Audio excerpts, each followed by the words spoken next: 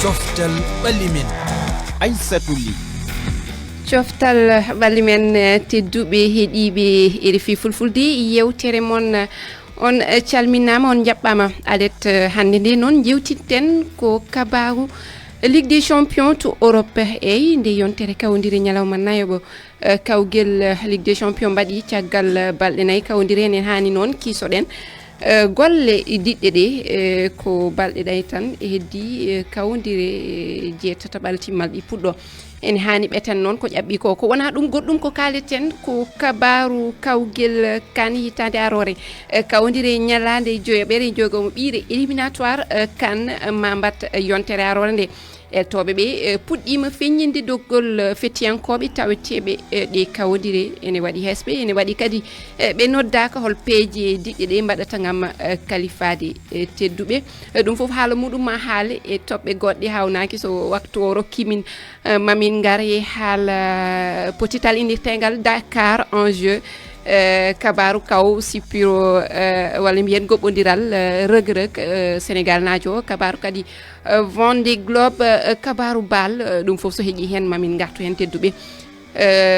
ɗum woni toɓɓe men bisimilla.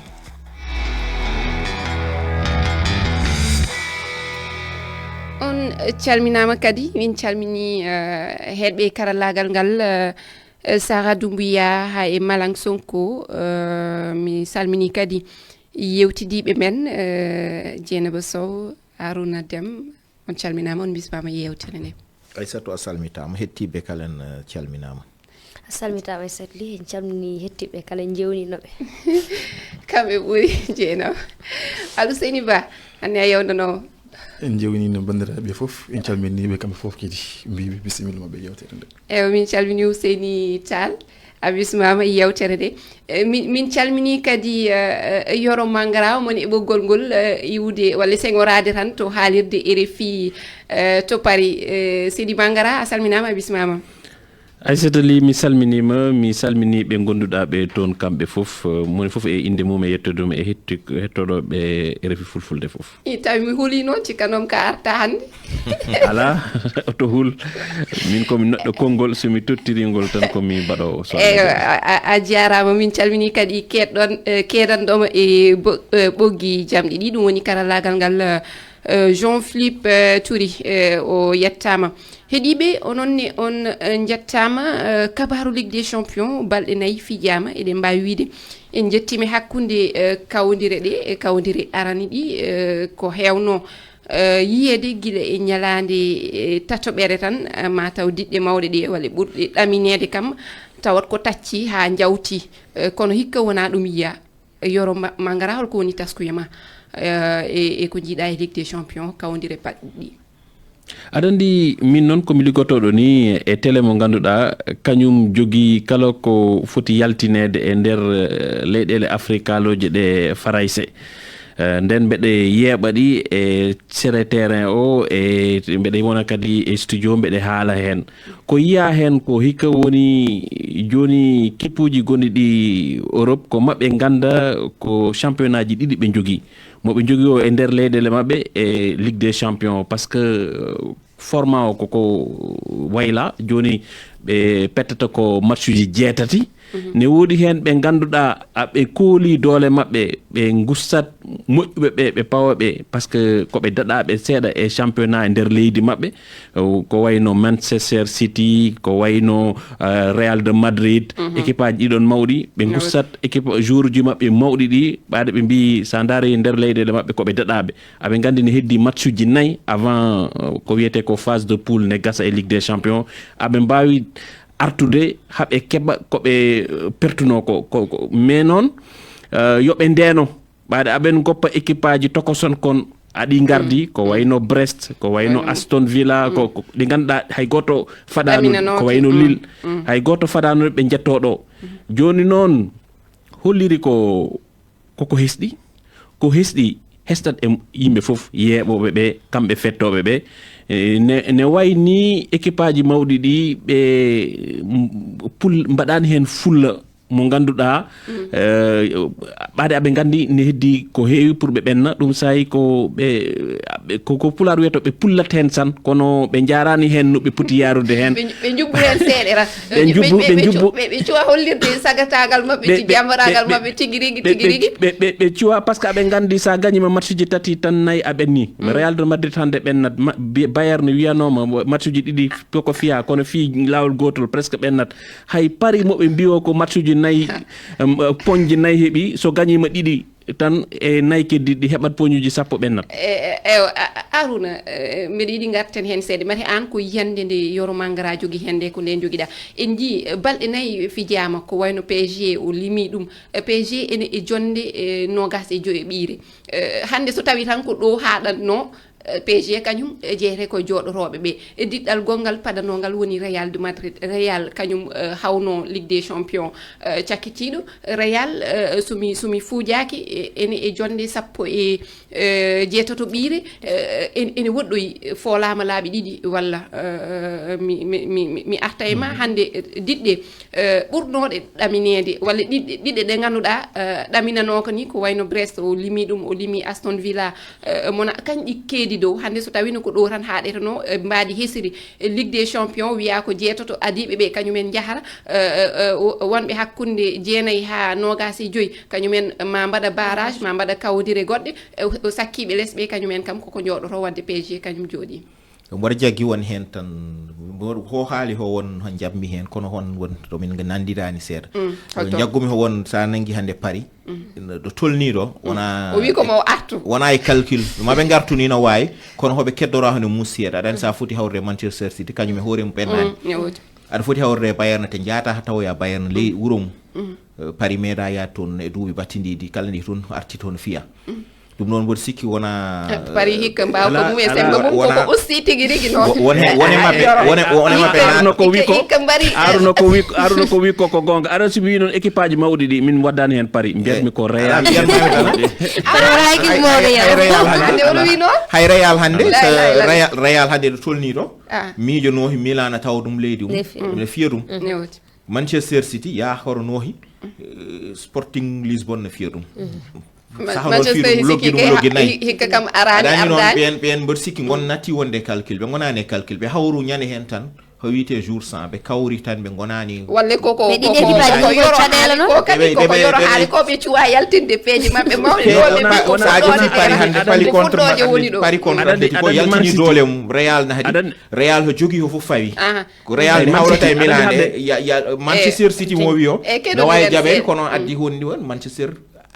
rebrain aɗa hande arti ho gañino ñande naati donc ɓe sanari hen ɓe hewɓe hen ɓe ganda ha gañiɓe mbarmuno seeɗa joni garti ko jiida jettude risque o nattino ɗumen ayi ho heeɓima ho fiyede 2006 Manchester wayri reggodirde logginayi nono fettite nayyi fof piye hen ne reggondiri ɗum noon hollirta ho wonɗoɓe tolni hande wona eɓe gone calcul mboɗo jaggi min jaggumi gonani e calcul yoro wonko jiɗɗa haalde tan hawre wawede dabɓiɗina mbasa junnude alami juddata aɗa andi sa daari Man City no fotti Sporting Lisbonne équipe mabɓe 11 moɓe payo 11 maɓɓe payo danaka ko équipe B ɓe gaddi ko wonoɓe e ban ɓe gaddi aɗa andi calcul o wona tan ko hande mi yiiɗa joude ala calcul o wondi ko ɓaade aɗa andi hay sa fiyama a jooɗota ko aɗa jogii kadi kaɓirɗe ɗe ngannduɗaa aɗa wawi ɗum yaltinde ɓernde ma ne deeƴa mais so tawino noon hannde wiya ko so fiyama tan jooɗoto kamɓe fof équipe aji mawɗi peɗɓe ɓe jooɗo Paris noon wona équipe mawɗo mi haalana mum ɓe ganaki taw Ligue des Champions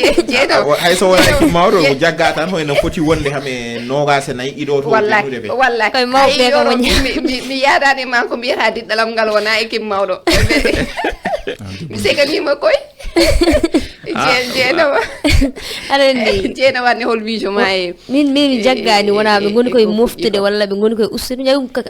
Manchester City e Real oɗo saaha ɓe goni koye caɗele saw sa ƴeewi wona tan e Ligue des Champions City sa ƴeewi Premier League omo dañi toon caɗele o reggodiri ɗo henne ɗeɗo potiti nayyi fof woni fiyede guila Ligue des Champions hay Premier League Real kadi ne jogui caɗele a ƴeewi hakkude makko e Barça kam ko Matiri ɗum Alhuseynu hande men sigi Ligue des Champions ɗiɗi mawɗe tan dariɗe tan hande kolni ko Liverpool e Barça oɗo saaha kam kañen goni aɗa wawi ɗumen Barça ko ɓe ɗo lommuɗa Alhuseynu an je goni koye jingandema kankone ko Barça ko ɗum waɗi omo wiya Barça Barça gonga dane jeetato ɓe kono Barça mate a yii Barça waɗi ko fayidini ɗum ɗo ɗum mbasa jengude noon ala hankkadi en kalta haala mate Barça waɗi ko fayidini bisikki natimen namdal ngal beele ko maɓe paydagal ngal puɗɗi wadde ngal beele ma jokko ko ɗum woni joni namdal ngal mi arta seeɗa tan e Aruuna e Yero ko kaali ko wonto Aruuna yaadani makko min kadi koye ngal ɗon jaɓɓal tan jaɓɓanmi saabu hannde en garta hanke e fukobal to yarat ɗo hannde eɗen mbiya wonde ɗiɗo kippuji mbaɗani ko ponno wadde kono noon eɓe paadi wol peut-être garoje e mbaɗa hen somi faami woni ko wi ko tan ko réserve mi dokkirani taw ko ɓe jinno ko fof ko fuɗɗode nde ɓe cuwa addude peeje mabɓe mawɗe ɗe ɗo joni ko ɓe mbi ngalaɗo ɓe mbaɗi eɗen gandi ɗum ala e fokobal eɗen gandi ɗum kamɓe ɓe jotirtonoki wonde maɓe dañ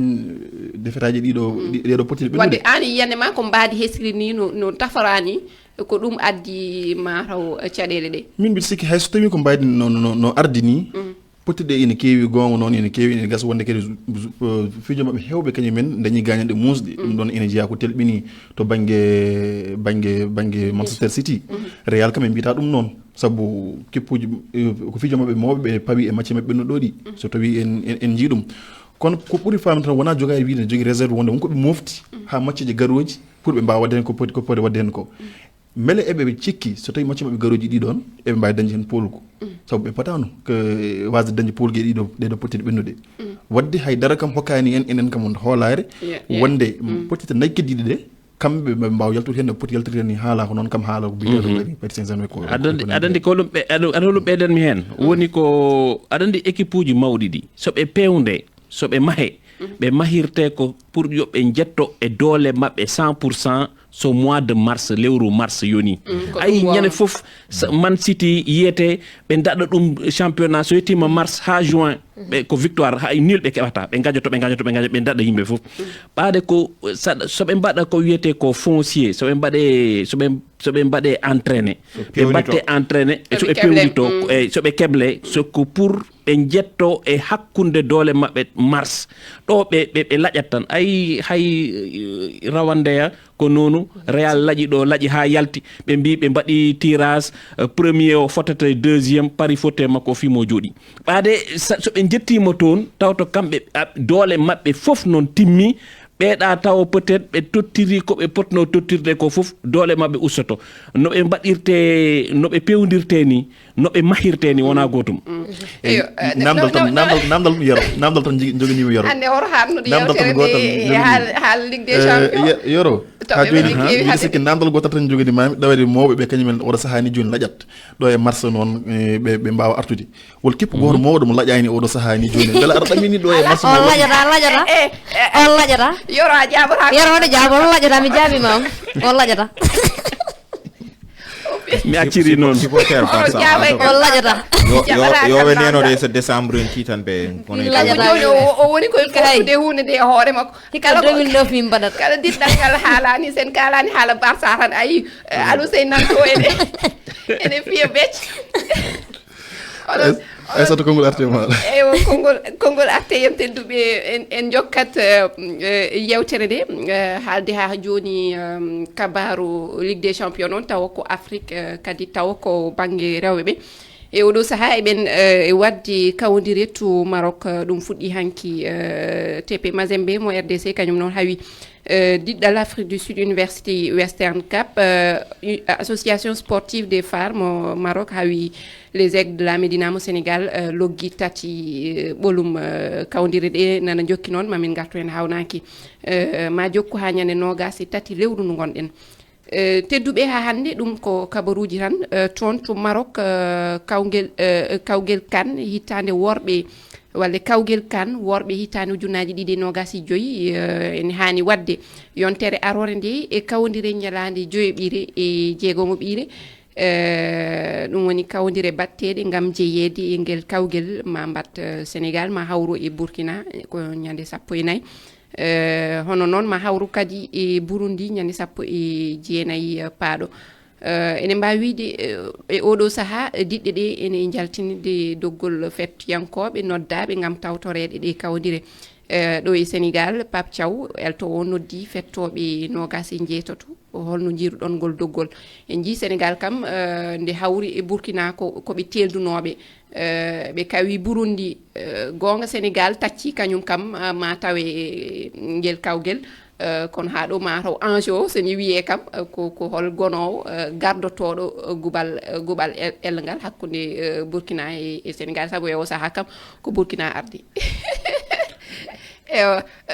Aruuna ko namdal artema e mboɗo sikki tan no mbinoɗen ñande ni ma won kawgal musgal hakkunde Sénégal e Burkina sen puɗɗorima ɗon saabu aɗani Burkina nde ardi ho foof différence de but tan kañum ɓuuri hewde hen nanni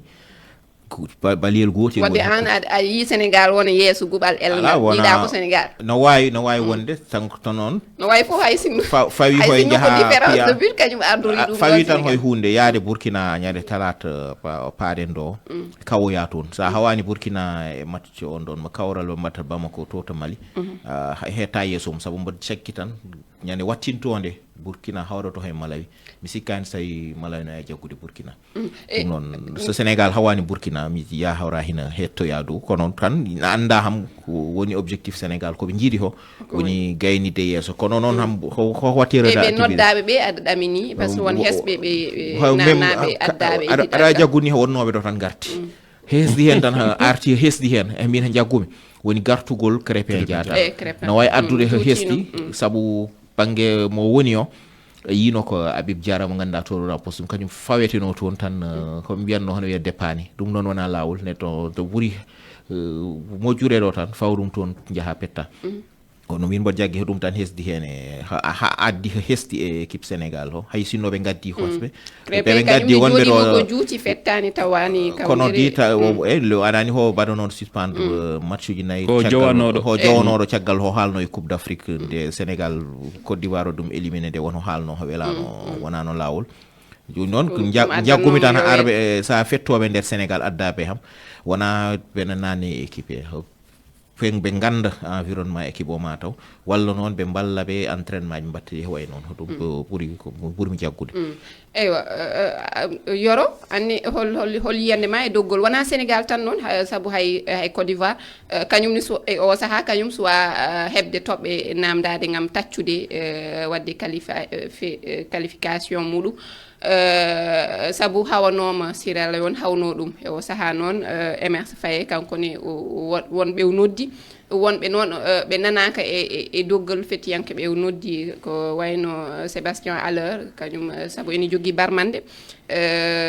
so di wi Sénégal Côte d'Ivoire Guinée ha e Mali foof holno jiruɗa doggol fettiyankoɓe noddaɓe ɓe hen ɓe Yoro aɗa andi hande o équipe aji ɗiɗon ɗi mbiɗa kamɓe fof ɓe jiɗ ardade par ce que aɓe gandi sa ƴetti hooreejo e so ɓe mbaɗa ko wiyete ko tirage sa renaki gona e hooreɓe ɓe nden ma heɓ ko ganduɗa ne hoyi seeɗa ɓe poɗɗa futtude ɓe nden ne heɓani ɓe ko ganduɗa ne tiiɗe maɓɓe pour ƴettude hoorejo mais hande noon Côte d'Ivoire hayso Haller alani ɓaade aɓe geji biyeteɗo Ivan Guessan gonɗo Nice kañum ɓe gaccu coupe d'Afrique o ɓenni moɓe ƴettu ɓe noddimo yo ar o wallita ɓe kamɓe aɓe jogui hande équipe mawɗo tiɗɗo mo ganduɗa ne wawi wadde hunde kadi to ganduɗa woni Maroc aɗa andi football sa yi hande o coupe d'Afrique ko équipe aji 24 gonata hen mawɓe Afrique ɓe foof ne gandi maɓe jaaha kono ɓe jiiɗa tan yaade ɓe jiiɗi ko yaade ɓe gardo kadi ɓe gona tête de série ko wiyete ko tête de série ɓe gona hoore ganduɗa potata ko équipe on maykon hay saɗa fotta e mawɓe ɓe kam ko piyaɗo kala jooɗo eyyi ko ɗum tigui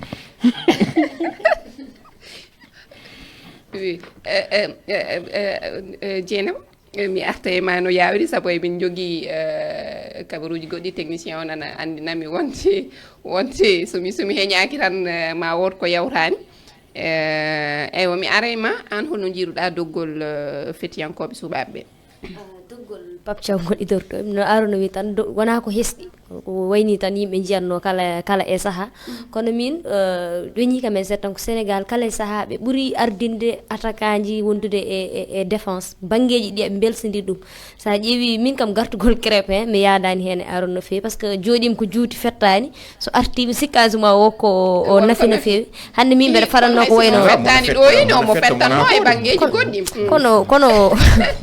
crépin kam banggue moni han kanko wawi ɓe mi ala e makko walaade sona o fuɗɗo hakkunde crépin formose men di ala formose kam no wawi opere galle men wasa min mbeɗa fadanno hande ko wayno Mikael Faye ko wayno Seydou Sano e wibjo ñaamo kanko woni wibjo ñaamo eyi ñam kippugo kay ñam kippugo ɗum no wodi eyo en keñoto ɗo gonɗen ɗo dogen koye saabu hedori min tan ko silmaji joyyi kabaru goɗɗo momin jogui ɗo ene woni kabaru rugby walla haade min arde rugby o payen a fuɗɗima jalde Jeynaba payen e kabaru festival potital innirteɗo Dakar en jeu kabaru goɗɗo potital waɗi ɗe ñalaɗe mi haali ɗum noon ko beele fewjude fijooji mawɗi sukaɓe ɓe kanɗe wadde hitande ujunaji ɗiɗi nogas e jeegom Ibrahima Niang yehani en to ngal potital humpitade keɗoɗen Senegaal nana e heblo mango faade e fijooji olympique badoji e hitande ujunnaji ɗiɗi e nogas e jeegom Fatoumata Aw heltowo kippu sukaɓe dilloɓe e karaté andini wonde yakar mawɗo ene daña e ɓe sukaɓe minen e préparation ji min jeehi e ko Sénégal foof min cuuɓi sukaɓe mo ganduɗa e mbaɗi apte pour wadde préparé jeux olympiques o karaté kam joni e Sénégal kamɓe vraiment e gaddanno médaille uji ɗum noon saabi Sénégal yuɓɓini kawguel foko cengelel taw ko yimɓe tato équipe kala Elhaji Diahaté heltowo kippu basket Sénégal. C'est une nouvelle compétition pour les ko kawgel kesel wonande sukaɓe ko ngol woni goo koɓe jiiloto yanti hen eɗen eto jangguinde ɓe fiide tati ko ɗum addantaɓe yahrude yeeso ngel ɗo kawgel ko fartande ngam ɓe puɗɗo famude nafoore kawgel basket laabi tati fandare nde e hitande ujunaji ɗiɗi e nogas e jeegom ko hebde woni e timmode kawgel ngel kippu Sénégal heeɓi polgu e dow kippu Gambi e worɓe ɓe kono noon kippu Nigéria heeɓi polgu e dow Sénégal tobbe 9 e dow tobbe 7 Ibrahima Niang Dakar RFI jarama Ibrahima Niang goɗɗum ɗum woni kabaru rugby mataw en jawnoto tan keñoɗen rugby kawgel kan rugby tawa ko rewɓe tawa kadi ko diɗɗal jeeɗiɗo ene waɗanno to Accra to Ghana mbeɗi sikki noon ko Afrique du Sud ƴetti heeɓi toon wuune en jii kadi diɗɗe keddiɗe ɗe ko wayno Sénégal kañum lappama kay lappi musɗi jeeno nane ne quart final Afrique lappi ko noon doole potani wallahi doole potani wawi woni heewi fewi sembe ɗe ene ceerti sabu sa wi Afrique du Sud a wi Sénégal e banggue rugby kam eɗen gandi Afrique du Sud ko diɗɗal manggal ko diɗɗal kadi bawgal ɗum noon hollirama sabu Afrique du Sud kañum heeɓi kaw e dow Kenya mi yejjiti jaltude ɗi sabu min darino mbeɗa sikki ko kamɓe kawi Kenya loggi 17 Kenya heeɓi kañum ko loggi 10 Sénégal noon hawa ko loggi capanɗe joyyi ɓe keɓani hay loggol gotol min ko ɗum te wona équipe mawɗo ɓe gaddi te wona équipe mawɗo ɓe gaddi ayi Afrique du Sud ƴetti ko coupe du monde kamɓe wawi ɓe wona équipe mawɗo ɓe gaddi muuri cuhli potani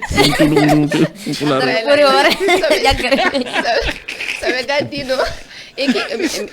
mbeɗe hersi noon e mataw ko capanɗe joyyi ɗi kam ɗum woni score ɓuurɗo mawlude matawɓe ɓe pi ngal potital goo tan ha capanɗe joyyi e kadi ɗum ɗon miɗe sikki ina fadda noon saabu eɗen gandi kam aɗa fatno ɗum haalama en kaali ɗum ha gasi capanɗe joyyi kam mataw fatani en mbi dole potani hayso tawi kam en ɗaminino kam polgo kam e dow Afrique Sud kono yetti ha capanɗe joyyi kam ene gasa wonde kono noon hayso tawi yettima capanɗe joyyi ɗen gandi Afrique Sud e Sénégal no mbayde banggue rugby to ko banggue rewɓe ɗum ho eɗen gandi wona hunde fonde par ce que Afrique Sud rugby e Sénégal ɗo ko gonɗen ko hoccidade pour ha mbawen dañde diɗɗe bawde yaade zone Afrique Sud noon kañum ko tafagel ko ɓooyi jiiɗa kadi ko kamɓe kadi goni ƴettunoɓe deswal ɓe ngal e ɗum ɗon kadi teska kadi walla en ɗaminani taw ko kamɓe kadi jogoni ƴettude ngal ɗo deswal. Eywa yo Allah won ballo tedduɓe en jettima e timmode nde gasi ha laaɓi min jetti on e heɗugol mon min jetti hoɓɓe men Yero Mangara mi siftina tan ko e haalirde RFI studio RFI mo Paris gonɗa min jetti heɗɓe karallagal ngal gonanɗo en toon e wonanɓe min to e ononne bandiraɓe on jettama tedduɓe